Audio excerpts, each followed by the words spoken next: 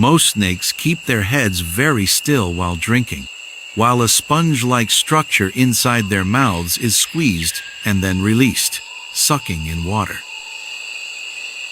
The sponge-like structure consists of a folded soft tissue between the lower jaws that allows significant stretching while snakes eat their prey. Some snakes can seal around their mouths while drinking, leaving a small hole for sucking in water.